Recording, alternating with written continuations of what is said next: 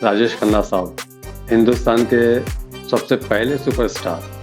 फिर विनोद खन्ना साहब, अक्षय खन्ना साहब और एक अभिषेक खन्ना साहब। और जुनून है, पागलपन है, जज्बा है। यार बल्ले बल्ले, अब मजा आ गया। पाउडर होता है जो कि आप मसल्स बना लीजिए, ये बना लीजिए, उससे नुकसान भी होता है। ये अपना मतलब देश को कम चलाते हैं, अपनी कुर्सी ज्यादा बचाते हैं और अपना ज्यादा चलाते हैं। हिंदुस्तान का दिल इतना कोमल और इतना साफ सुथरा है, दया आ जाती है। क्या होता है, हमें इसी से कमाना होता है। हम बोल दें तो हम बाइकआउट हो जाएंगे, लेकिन नेता लोग को कोई बाइकआउट नहीं करता। Hello viewers, our guest today is a talented Indian actor known for his versatile performances in films और वेब सीरीज में भी एंड टीवी कमर्शियल्स। आपने बहुत जगह इनको देखा होगा। A very very familiar face.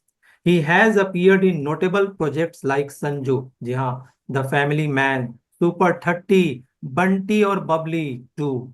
बहुत सारे नाम हैं, अगर मैं गिनाने लगूं तो नाम ही गिनाते रह जाऊंगा।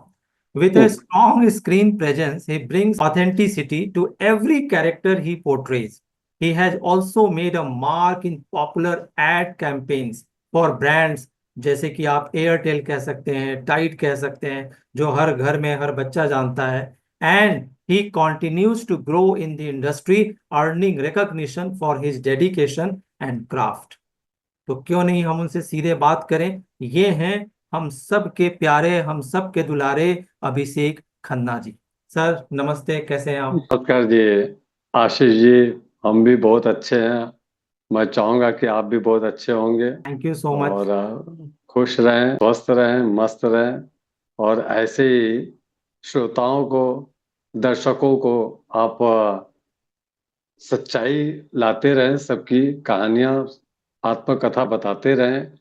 जिंदगी में क्या चल रहा है, किसी के कैसे उतार चढ़ाव होता है, हिम्मत कैसे कोई हारता है और कैसे कोई हिम्मत जुटा के आगे बढ़ता है, सब आप दर्शाएं। वो अच्छी बात है। और मैं चाहूंगा कि आपके समक्ष बैठा हूं और आप हमारा इंटरव्यू ले रहे हैं। ये मुझे अच्छा लग रहा है। और हम चाहेंगे कि दर्शक भी हमसे कुछ सीखें, कुछ आशीष जी से सीखें। और हर एक इंसान से कुछ ना कुछ सीखता है कोई, अगर इंसान सीखना चाहे तो। सर फिल्म इंडस्ट्री में जो खन्ना टाइटल है, ये बड़ा हाँ। पॉपुलर रहा है और फिल्म इंडस्ट्री में राज किया है। और आपके नाम के आगे भी खन्ना लगा है, तो मन में कभी तो आता होगा कि भाई मैं भी खन्ना हूं, मैं किसी से कम थोड़े ही हूं। तो आपको नहीं लगता कि इस नाम का एडवांटेज आज नहीं तो कल नहीं तो परसों कुदरत ने लिख करके भेजा है? कैसा रहा इसका एक्सपीरियंस? बहुत ही अच्छा रहा। जैसे कि पहले हमारे काका साहब थे, राजेश खन्ना साहब, हिंदुस्तान के सबसे पहले सुपरस्टार। फिर विनोद खन्ना साहब, अक्षय खन्ना साहब और एक अभिषेक खन्ना साहब। आपने सवाल बहुत अच्छा किया है। ये देखिए, जुनून, ये जज्बा होना चाहिए। आपका एक लक्ष्य हो, जैसे अर्जुन का था कि मछली की आंख को मारना है, तीर से भेदना है। तो वो लक्ष्य मेरे अंदर भी है। और जुनून है, पागलपन है, जज्बा है। और मैं चाहूंगा कि ऐसे ही खन्ना का नाम भी हो, अभिषेक खन्ना का भी नाम हो फिल्म इंडस्ट्री में, पूरे हिंदुस्तान में नहीं, पूरे दुनिया में हो। एमेन टू दैट, बिल्कुल होगा और हो चुका है। अब तो आपको वो बिनाका में अमीन सयानी जी कहते थे ना, पायदान नंबर 1, पायदान नंबर 2। तो बस अब आपको ऊपर वाले पायदान पर ही जाना है। सर मुझे एक लगता है आप भी अमीन सयानी सर के बहुत बड़े फैन हैं। बात। बहनों भाइयों, वो हम्म बोलते थे, भाइयों बहनों कभी नहीं बोले हम्म। हैं। सर एक बात बताइए, आपके पर्सनालिटी में एक बहुत खास बात है, पता नहीं शायद किसी ने बोला या नहीं बोला। पूरा हम्म। भारत अपने पेट और वेट से परेशान है, और आप हैं, टचवुड नजर न लगे, आप हैं बिल्कुल स्लिम फिट। तो आप दो चीजें बताइए, पहले तो ये गॉड गिफ्टेड है वैसे ही है, या इसको मेंटेन करने के लिए आपको भी आम आदमी की तरह से चने चबाने पड़ते हैं, ये मत खाओ वो मत खाओ, क्योंकि आप तो फिल्म इंडस्ट्री से हैं। ये गॉड गिफ्टेड बोल सकते हैं आप, कि मतलब कुदरती देन है, जो ढांचा बना के भेजा गया है। मैं ऐसा नहीं हूं कि ये नहीं खाऊंगा वो नहीं खाऊंगा, हालांकि फास्ट फूड नहीं खाता हूँ। जैसे बर्गर हो गया, पिज्जा हो गया, मोमोज हो गए, ये सब मुझे हिंदुस्तानी खाना मुझे पसंद है, चाहे कहीं का भी हो। हमारे हिंदुस्तान में इतने वेराइटीज है ना, कि हर दिन हर वक्त अलग खा सकते हैं आप, है ना। तो मैं खाने पीने में ऐसा नहीं हूं कि कटौती करता हूँ या परहेज करता हूँ, या अपने बॉडी को मेंटेन करने के लिए नहीं। मेरे मेरे मन में जो इच्छा है वो खाता हूँ। ये कहा जा सकता है कि भगवान ने जैसे मुझे बना के भेजा है, ये उनकी देन है कि मुझे उस ढांचे में भेजे कि कुछ फर्क नहीं पड़ता। ये जो कंपनियां हैं जो कुछ ऐसी दवाइयां बनाती हैं बॉडी को फिट रखने के लिए, या जिम वाले, तो उन्होंने आपको अप्रोच नहीं किया कि आप हमारी कंपनी का एंडोर्समेंट कर दीजिए? जिससे किसी को हानि पहुंचे, वो काम मैं नहीं करना चाहूंगा। जैसे आप बोलते हैं ना, पाउडर होता है जो, कि आप मसल्स बना लीजिए, ये बना लीजिए, उससे नुकसान भी होता है। आप या तो भिगोया हुआ चना खाइए, भिगो के चना रख दीजिए रात को, वही सुबह बासी मुंह खाइए और पानी पीजिए तांबे के बर्तन में। आपकी सेहत देखो ये कितनी अच्छी हो गया। हरी सब्जी खाइए, घर का खाना खाइए दबा के, दूध पीजिए, अंडा खाइए, या जैसे दाल बनाते हैं दाल पीजिए। जितना पौष्टिक आहार, जैसे आप बादाम पिस्ता ये सब खाइए, अखरोट खाइए, अपने आप को इतनी ताकत आ जाएगी आपको। आपको ये पाउडर पाउडर ये लेने की जरूरत ही नहीं है, केमिकल वाले।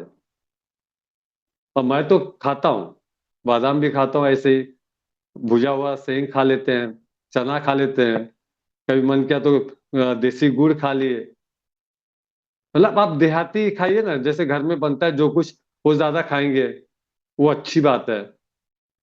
मैदा का कम खाइए, घर में बनता खाइए। बाहर रोज आप खाओगे, चलो भाई मैदा का सामान खा रहे हैं यार, समझिए जैसे पकोड़े खा लिए मैदे के, तो कभी कभार चलता है।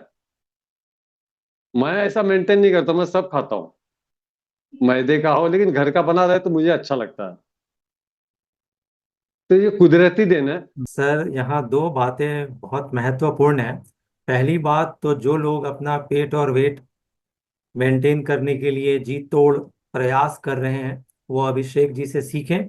कितनी अहम बात बताई। और दूसरी अहम बात कि सर, आप हैं सेलिब्रिटी, बच्चों की नज़र में, बड़ों की नज़र में, आप फिल्मों में आते हैं, सीरियल में आते हैं, ओटीटी पर आते हैं, आप तो हैं सेलिब्रिटी। आप भले ना माने, ये आपकी ग्रेटनेस है। मगर एक सेलिब्रिटी के मुंह से भिगोया हुआ चना, देहाती खाना, ये कैसे, भारत के किस प्रांत, किस मिट्टी का असर है आपके ऊपर? ये अपने भारतीय संस्कृति बोलिए, या भारत की जो मिट्टी है, चाहे कोई भी प्रांत का हो, चाहे कोई भी राज्य का हो, मुझे, आप भारत में कहीं भी बोलो ना शूट करने के लिए, इतना खुश होता हूँ कि यार बल्ले बल्ले, अब मजा आ गया। अब बोलो कि अमेरिका जाना है, दिल टूट सा जाता है। वो खुशबू मिट्टी की, या वो जो भारतीय भोजन, वो नहीं मिलता, समझ गए। तो वो उनका, वे उनका है ना, कि भाई वो ब्रेड ले लिए, एक हफ्ता पहले बना हुआ है। जैसे आप पिज्जा ले लीजिए, वो कब का बना होगा ब्रेड पता नहीं। हम तो ताजा खाने वाले आदि है ना। हमें अगर मिल जाए ऐसे कोई इलाका, जैसे बगल में खेती हो, तोड़ के लाओ और बनाओ, मस्त एकदम खाओ, लोहे के बर्तन में खाइए। आपको लोहे के बर्तन में बना हुआ खाना मिल जाए तो आपको तो लोहासो, आयरन की कमी नहीं होगी। सर, एक बात बताइए। आप प्रांत की बात कर रहे थे, भारत की मिट्टी की बात कर रहे हैं, और जो आपकी बातों से झलकता है, आपकी बातों से ये नहीं लगता कि आप कोई स्क्रिप्ट पढ़ रहे हैं, या कोई बिल्कुल देशी अंदाज में जो मन में है मोदी जी के तरीके से आप बोले जा रहे हैं। एक बात बताइए, अभी हमने, पूरे देश ने युद्ध जैसी स्थिति का सामना किया, खास करके मैं दिल्ली के बारे में बताऊं तो एक मोमेंट ऐसा आ गया था कि हम लोगों ने इमरजेंसी किट भी बना लिया था। पता नहीं कब क्या हो, कहीं ना कहीं डर था। अपने लिए डर बिल्कुल कम था, बच्चों के लिए, लव्ड वंस के लिए डर ज्यादा था कि भाई क्या होगा, कैसे होगा। क्योंकि वॉर की बात करना और वॉर लाइक सिचुएशन में रहना दोनों दो चीजें हैं। सर बिल्कुल। भी बॉम्बे में रहते थे, दिल्ली और बॉम्बे प्राइम टारगेट्स थे। तो वो जो टाइम था वो कैसा रहा, कैसा आप लोगों ने फील किया? और एक ब्लेम लग रहा है आजकल सभी फिल्मी कलाकारों पर, इसका भी आंसर दीजिएगा। ब्लेम ये लग रहा है कि फिल्मी कलाकार खुल करके पाकिस्तान की आलोचना नहीं कर रहे हैं। उनसे जब भी पूछा जाता है, हाँ ना ये वो, सब कह रहे हैं, खुल के नहीं कह रहे हैं कि भाई पैसा कितना भी मिले, स्क्रिप्ट कैसा भी हो, हम पाकिस्तानी कलाकारों के साथ काम नहीं करेंगे। ये बात तो सही है कि जब युद्ध का युद्ध की परिस्थिति हो गई थी, तो सभी को डर होता है। जैसे आप भी किसी के पिता होंगे, किसी के भाई होंगे, किसी के बेटे होंगे, तो हर एक माँ बाप चाहते हैं कि हमारे बच्चों को कोई भी तकलीफ ना हो, कोई भी आंच ना आए। वो ढाल बन के खड़े रहते हैं। पहली बात, चाहे वो माँ बाप को कुछ भी तकलीफ हो जाए, हम सह लेंगे। हमारे बच्चे को तकलीफ ना हो, भूखे प्यासे ना रहे, हम वो इतना संचय कर ले कि भाई कुछ दिन तक हम चल पाए, है ना। वो आपके पिताजी माताजी भी यही सोचते होंगे, आप भी अपने बच्चों के बारे में यही सोचते होंगे, अपने देश के बारे में सोचते होंगे। देखिए, हर एक देश में देवता और राक्षस दोनों होते हैं। वो चाहे भारत हो, चाहे पाकिस्तान हो, चाहे अमेरिका हो, चाहे चाइना हो, वहां पर भी अच्छे लोग भी होंगे, बुरे लोग भी होंगे। ये अपना मतलब देश को कम चलाते हैं, अपनी कुर्सी ज्यादा बचाते हैं और अपना ज्यादा चलाते हैं। समझ गए। और उसमें से कुछ जैसे होते हैं, उनके चमचे होते हैं, वो उनकी वाहवाही करते हैं। जो बेचारे अच्छे रहते हैं वो दबे रहते हैं, है ना। तो आप देखेंगे जैसे भूखमरी हो रही थी पाकिस्तान में, हिंदुस्तान का दिल इतना कोमल और इतना साफ सुथरा है, दया आ जाती है उनको देख के कि भाई चलो भाई, हम ही दाना दे देते हैं, हम ही अनाज दे देते हैं, हम ही पानी दे देते हैं, भूखे प्यासे ना मरे। क्योंकि हम इंसान हैं, हम अच्छे लोग हैं, हम किसी का बुरा नहीं चाहेंगे। समझ गए। तो हमारे घर में भी, आपके भी घर में ऐसा होता होगा यार, बेचारे सियासी चाल तो चल रहे हैं, उनको फर्क नहीं पड़ रहा है, जो बेचारे अच्छे इंसान और आम इंसान है वो मर रहा है। वो कहावत तो सुनी ही होगी आपने, गेहूं के साथ घून पिसा जाता है। समझ गए। तो मेरा ये मानना है, देखिए, कोई भी देश खराब नहीं होता। वो चाहे पाकिस्तान हो, चाहे हिंदुस्तान हो, चाहे चाइना हो, चाहे अमेरिका हो, चाहे रशिया हो, वहां के लोग जो कुछ खराब हैं, जो शैतान है, वो गलत है। वो नहीं चाहेंगे कि आप अच्छे से रहें, या मैं नहीं चाहूंगा कि आप अच्छे से रहें। तो हम शैतान, आप भगवान, ये कहानी है। और जो नेता के मतलब जो अभिनेता हैं, वो खुल के नहीं बोलना चाहते, इसलिए कि भाई हमारा एक दायरा होता है। क्या होता है, हमें इसी से कमाना होता है। हम बोल दे तो हम बाइकआउट हो जाएंगे। लेकिन नेता लोग को कोई बाइकआउट नहीं करता, क्योंकि उनके पास दम है, ताकत है, सब कुछ है। उनको कोई देखने वाला नहीं है। हमको मतलब जो भी दर्शक है, उनको उनको मनोरंजन देना होता है, उनको हंसाना होता है, उनको रुलाना होता है। तो हमारा एक दायरा हो जाता है जिससे कि हम बंध जाते हैं। ना हम उनके खिलाफ बोल पाते हैं, ना। हाँ, जहां बोलना होता है भारत के बारे में तो खुल के बोलते हैं। आप जैसे बोले कि पाकिस्तान के बारे में आलोचना नहीं करते हैं, नहीं करना चाहिए। क्यों? कि भाई जो गंदा काम कर रहे हैं ना, उसके तरफ बोलिए। सर जो इस हाँ, सर इस मैटर पर आप थोड़ा स्पष्ट होके बताइए कि अच्छी स्क्रिप्ट और अच्छा मनी ऑफर होने के बावजूद आप पाकिस्तानी कलाकारों के साथ काम करेंगे या नहीं करेंगे? नहीं करना चाहिए, बिल्कुल नहीं करना चाहिए। देखिए क्या होता है ना, कि हम अपनी जनता और अपने देश के साथ चलेंगे, पहली बात। समझ गए आप। हम अपने देश के साथ, हम अपनी जनता के साथ चलेंगे। हमारे देश में सभी भाई हैं, हिंदू मुस्लिम सिख ईसाई, सब हमारे भाई हैं। हम एक परिवार है। और कोई भी परिवार ये नहीं चाहेगा कि हमारे परिवार पर कोई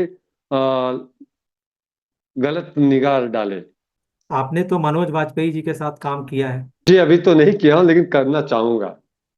फैमिली बहुत मैन में भी थे। आदरणीय। हाँ थे लेकिन स्क्रीन शेयर नहीं कर पाए थे बराबर।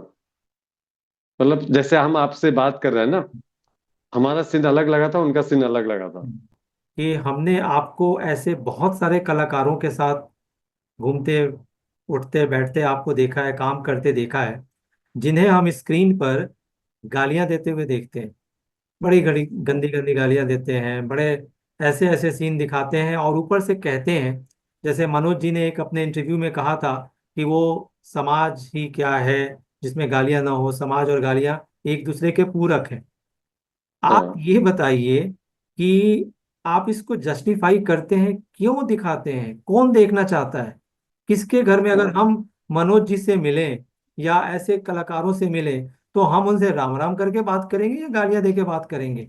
गालियां 1% आटे में नमक के जैसा हो सकता है, मगर इतनी गालियां इस तरीके से। आपने राजेश जी का बात किया, हमने राजेश खन्ना जी को, विनोद खन्ना जी को, अक्षय खन्ना जी को, अमित जी को, दिलीप कुमार जी को कभी गालियां देते हुए नहीं देखा। तब भी गालियां समाज का हिस्सा थी। तो आप इसको कैसे सोचते और देखते हैं? और क्या हम आपसे भी उम्मीद करें कि आने वाले टाइम में ऐसा कुछ बदलाव या सेम चीज देखने को मिलेगा? बिल्कुल होगा बदलाव। ये जो ये दौर आया है ना कि गाली गलौज से ही फिल्म बनती है या वेब सीरीज चलती है या लोग दर्शक पसंद करते हैं, अब ये सरासर झूठ है। अब बदलाव आया है। अब लोगों को पता चल रहा है कि हमें क्या दिखना चाहिए। समझ गए आप? ना गाली गलौज चलेगा। अभी मैंने 2-3 फिल्में किया हूँ जिसमें से एक है मटरा प्रसाद। बहुत अच्छी फिल्म है। ना गाली गलौज है, ना मार धाड़ है, लेकिन एक मिट्टी की खुशबू हमने बताया है। और उसमें मैंने अच्छा किरदार निभाया हूँ। मतलब एकदम इमोशनल है, सीरियस है, और थोड़ा बहुत हल्का फुल्का, मतलब मजाक मस्ती है। लोगों को पसंद आएगा। और ये दौर आ गया है कि अब गाली गलौज चलेगा नहीं। दर्शक समझदार हो गए हैं। हमें पसंद नहीं है। लोग क्या चाहते हैं ना कि परिवार के साथ देखने में मजा आता है। आप ये भी जानते हैं, जैसे पहले चलता था।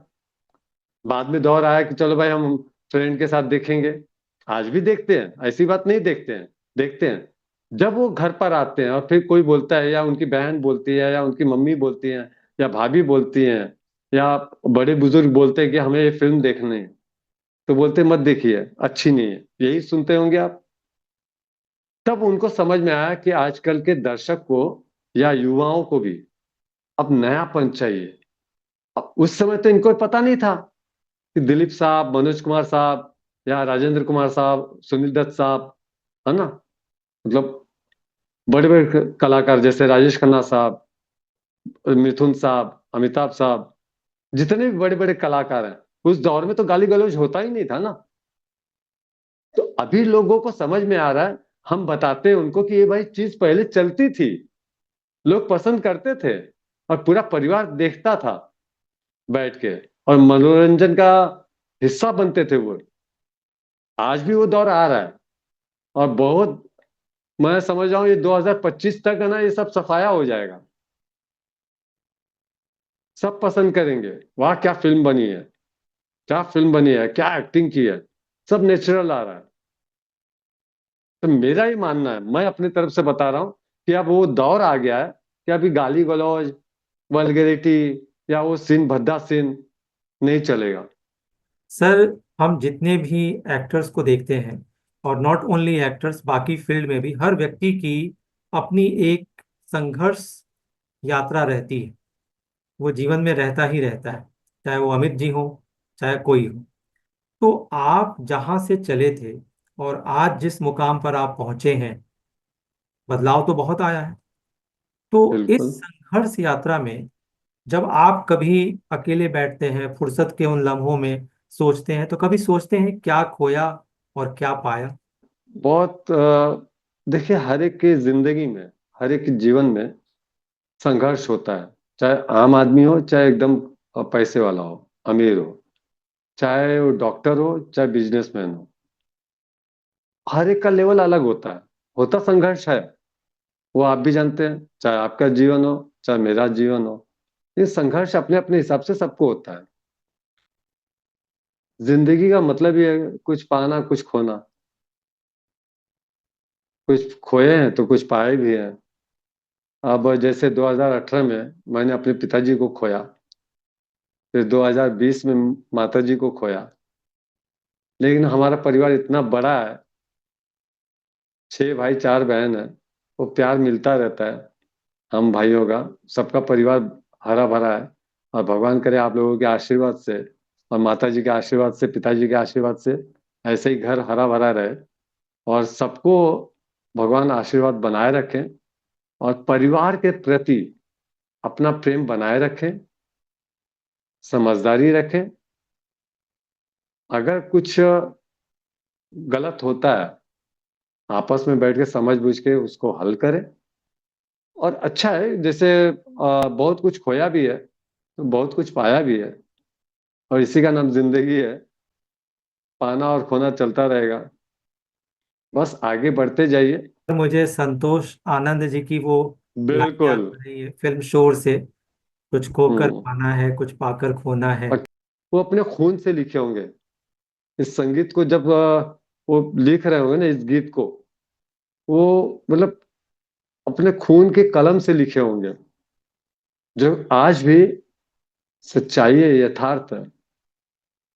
अब जैसे पुरानी फिल्मों के अब गाने बोले, और ताल मिले नदी के जल में, हम्म। नदी मिले सागर में, सागर मिले कौन से जल में, कोई कोई जाने जान- ना। सरस्वती चंद्र। सर क्या बताऊं मैं, बचपन से देखते आया हूं चंदन सा वो। बदन। अरे अब देख लीजिए, एक बंदिनी, अशोक कुमार साहब की, नूतन जी थे उसमें। क्या सीन बनते थे सर, क्या पिक्चरें बनती थी, जबकि टेक्निकल इतनी मजबूत नहीं थी। वो छोड़िए, आपको तो पता ही होगा रामायण। कौन सा ऐसा घर होगा जो नहीं देखा होगा रामायण? कौन सा ऐसा घर होगा जो नहीं देखा होगा महाभारत? आज उसका तोड़ है, जबकि टेक्निकल नहीं था। साक्षात भगवान बसते थे, मतलब ये सोचिए। तो वो चीज है। देखिए मैं इस चीज को मानता हूं, चाहे कोई एक्टर या कोई कलाकार माने या ना माने, मैं इस चीज को मानता हूं, टेक्निकल आप मजबूत हो गए हैं, लेकिन वो जो अपनापन, वो जो प्यार कहाँ गया? वो लाइए ना। सर हम अक्सर ऐसा कहते हैं कि सीखने की कोई उम्र नहीं होती, और बिल्कुल। अगर आप सीखने वाले मोड पर हैं, अब अगर हम ये मान लें नहीं जी मैं तो सर्वज्ञाता हूँ मुझे सब कुछ आता है, तब तो कुछ नहीं हो सकता। लेकिन अगर मैं वाकई सीखना चाहता हूँ तो हर व्यक्ति से हम सीख सकते हैं। आप बिल्कुल सीख सकता हूं। आपने तो ऐसे ऐसे लोगों के साथ काम किया है जिनको एक बड़ा एक अहम उनका योगदान माना जाता है। तो और आपने भी बहुत सारी फिल्में देखी होंगी, आप यंग हैं, जब आप वेरी यंग थे, तो जब आप इस दुनिया में आए ऐसे लोगों से मिलने का मौका मिला, तो ऐसे कौन से हीरो थे या एक्ट्रेस थी या पर्सनालिटी था जिससे आपको लगा वाह मजा आ गया और इनसे मुझे सीखने को बहुत मिला और मैं इसको एडमिट करता हूँ। मेरा ये मानना है, पहले के लोग तो हालांकि अच्छे ही कलाकार थे, अभी भी हैं, ऐसा नहीं कि नहीं है। अच्छा लगता है, लेकिन मैं हर एक से सीखता हूँ। जैसे पहले सबका एक का ना स्टाइल होता था, है ना? जैसे राजेश खन्ना, पुष्पा आए तो मनोज कुमार साहब, ऐसे दिलीप कुमार साहब, वो करते थे। तो सबका एक अपना अपना तरीका होता था, स्टाइल होता था। आज भी है, सलमान भाई का ऐसा ये करने का स्टाइल, है ना? तो सबका अलग अलग होता है, और मैं देखता हूँ इनमें नयापन क्या है, ये इंसान कैसे कर रहा है, ये पागल है, ये ऐसा है तो ये क्यों ऐसा कर रहा है? अच्छा वो भिखारी ऐसा भीख मांग रहा है तो क्यों मांग रहा है? हम सीखते हैं। अभी आप बैठे ना, आप देख रहे हैं, आप क्या सोच रहे हैं आगे, ये बता पा रहे हैं कि नहीं बता पा रहे हैं, या इसका अगला सवाल क्या करें कि और उलझ जाए, अभिषेक जी जवाब दे ना पाए। ये भी सोच रहे होंगे। तो वो मैं देखता हूँ। जब आप ये सीखने लगोगे ना, आप हर एक सीन को आराम से कर पाओगे। सबसे बड़ी बात क्या होती है ना, कि जैसे बड़े बड़े एक्टर हैं, जैसे सलमान सर हो गए, सलमान भाई हो गए, या आमिर खान सर हो गए, या शाहरुख खान सर हो गए, चाहे अक्षय कुमार सर हो गए, चाहे गोविंदा सर हो गए, जितने भी बड़े बड़े एक्टर हैं, है ना, सबके साथ जो मैं किया हूँ, तो मैं ये देखता हूँ कि मेरा किरदार क्या है, मुझे किस रंग से, किस ढंग से करना है। तो मैं डायरेक्टर से पूछता हूँ, सर मैं ऐसा सोचा हूँ, आप कैसे सोच रहे हैं? तो वो बोलते हैं ऐसे मैं सोच रहा हूँ। ठीक है सर, वैसा करके दे देते हैं। एक रिहर्सल करता हूँ, टेक करके निकल जाता हूँ। क्यों, मैं भी सोचता हूँ, वो भी सोचते हैं, और कुछ अच्छा निकल जाता है। तो सीखना तो हर एक से है। आपकी बातों से मैं भी बहुत कुछ सीख रहा हूँ। और खासकर यंग जनरेशन है जो आप हाँ, टीवी पर देखती है, आजकल तो ज़्यादातर लोग टीवी पर ही देखते हैं बड़ी फिल्मों को भी, तो वो जरूर हाँ। आपसे प्रभावित होंगे। और अगर 1% भी अगर यंग जनरेशन आपसे कुछ सीख पाया, तो ये इंटरव्यू कहीं ना कहीं फ्रूटफुल साबित होगा। तो वो तो मैं, मेरा सौभाग्य होगा। सर, दो बातें आपसे और पूछना चाहता हूँ। एक बात, अगर आप मेरे एंगल से देखें, तो हमें कई बार लगता है जैसे हम कोई फिल्म या आपका प्रोग्राम देख रहे होते हैं, तो मन में आता है यार इस कैरेक्टर का रोल थोड़ा और होना चाहिए, पसंद आ रहा है, मजा आ रहा है। तो मेरा कहने का मतलब है कई बार जो लेंथ ऑफ रोल है उसको लेकर के कहीं टीस होती है कि यार रोल छोटा था, फिल्म बड़ी थी, बड़े एक्टरों के कारण कहीं मेरा रोल कट गया या कॉम्प्रोमाइज करना पड़ा। कभी ऐसा कोई मोमेंट जिसका टीस अभी तक आपके मन में हो? नहीं, मेरे साथ तो ये हुआ नहीं है। मुझे जितना सीन दिया गया वो उतना प्रॉपर आया है, कटा नहीं है, पहली बात। दूसरी बात ये, हाँ मुझे होता है कि यार मैं स्टार्ट टू एंड होता। हालांकि भगवान के आशीर्वाद से, माताजी और पिताजी के आशीर्वाद से, और आप लोगों के आशीर्वाद से, उतने ही सीन में मैं इतना झोंक देता हूं ना, कि लोग मजबूर हो जाते कि क्या सीन किए हैं। जैसे सिंघम रिटर्न्स में, जो रिपोर्टर का इतना प्यारा सीन हुआ, सबने देखा और सबको खुशी हुई। अगर ये लेंथ और होता, हो सकता है और अच्छा मैं बंद कर देता, और लोगों को हंसाता। लेकिन अब धीरे धीरे आपको देखने मिलेगा, अब धीरे धीरे लेंथ मेरा बढ़ते जा रहा है। कहावत है ना कि आप पहली सीढ़ी चढ़े, फिर दूसरी चढ़े, तीसरी चढ़े, धीरे धीरे चढ़ोगे ना। आपको अभी देखते हैं, आजमा रहे हैं भाई, अभिषेक खन्ना जी कैसा रोल कर रहे हैं, अच्छा किया, चलो इससे और बढ़ा दीजिए, और बढ़ा दीजिए। तो धीरे धीरे बढ़ता जा रहा है। प्रमोशन होता है, जैसे आप सर्विस कर रहे हैं कहीं, तो पहले चलो भाई पेमेंट इतना ही मिलेगा, फिर पेमेंट बढ़ा तो प्रमोशन भी हुआ, फिर आपको एक और पद मिल गया, फिर पगार मिला, पेमेंट और बढ़ गया तो और पद बढ़ गया। तो ऐसा सब में होता है। और अब धीरे धीरे आपको बड़ा रोल करने को मिलेगा, और देखने को मिलेगा मेरे तरफ से, कि लोग, डायरेक्टर भी पसंद करने लगे हैं, प्रोड्यूसर भी पसंद करने लगे हैं कि इनको रोल बढ़ा दिया जाए। हम जैसे साधारण लोगों को एक चीज जानने की बड़ी इच्छा होती है, पर्दे के पीछे क्या चल रहा है, गॉसिप भी कह सकते हैं। सिंघम रिटर्न्स की आपने बहुत अच्छी याद दिलाई। खास करके रोहित शेट्टी जी की फिल्मों में देखते हैं गाड़ियों को उड़ाया जाता है। तो आप हम जैसे साधारण लोगों के लिए बताइए, कई लोग कहते हैं कि गाड़ियां नहीं होती जी, लकड़ी के खिलौने होते हैं। क्या सच्चाई है, क्या है ये, कैसे गाड़ियां उड़ाई जाती हैं? हमें तो लगता है कि इन्हीं में से कोई एक दो दे दो, अपना भला हो जाएगा। बिल्कुल बिल्कुल।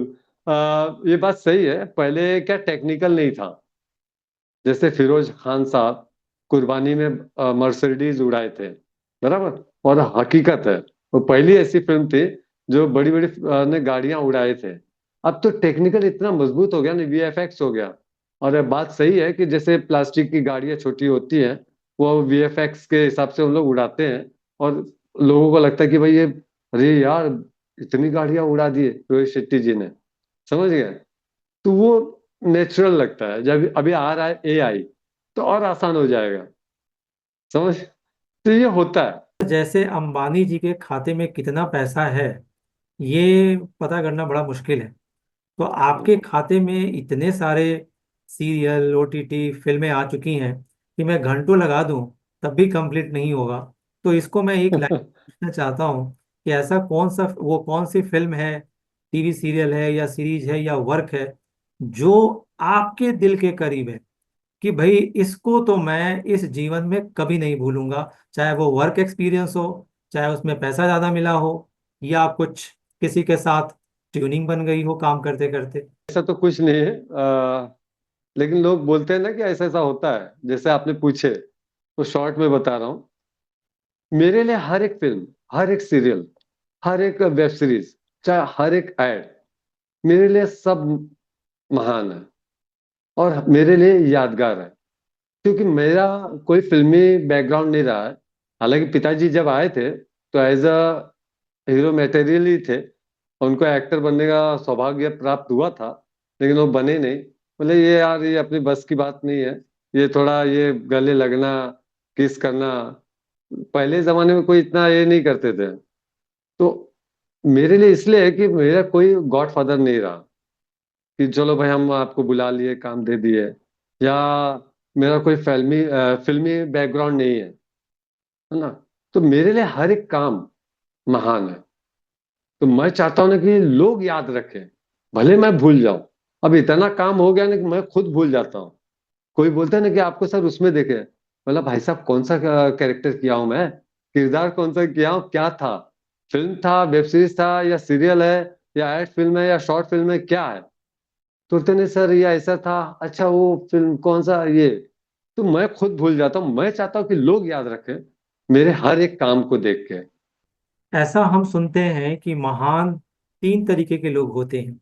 एक महान पैदा ही होते हैं जिनकी संख्या बहुत कम है, एक वो होते हैं जिन्हें लोग महान बना देते हैं, और तीसरे जो अपनी ऊर्जा से अपना जी जान लगा करके, जैसा अभिषेक जी ने कहा कि मेरा कोई गॉडफादर नहीं था, वो खुद महान बनते हैं और हम जैसे साधारण लोगों को ये सीख देते हैं कि महान कैसे बना जाता है। तो आज के ज़माने में हम रील्स देखते हैं और हमें लगता है कि सारे सेलिब्रिटी का जो टेम्परामेंट है खराब रहता है। तो आप देख रहे थे अभिषेक खन्ना जी को, ऐसे सेलिब्रिटी भी इसी बॉलीवुड में हैं जो अपनी सिंप्लिसिटी से आपको ये बताते हैं कि आप उस आसमान पर जा करके भी जमीन पर आप रह सकते हैं। तो आपको आज का यह एपिसोड कैसा लगा? अभिषेक खन्ना जी का कौन सा रोल आपको याद है और किस तरीके के रोल में आप उनको फ्यूचर में देखना चाहते हैं, ये आप हमें व्हाट्सएप कर सकते हैं।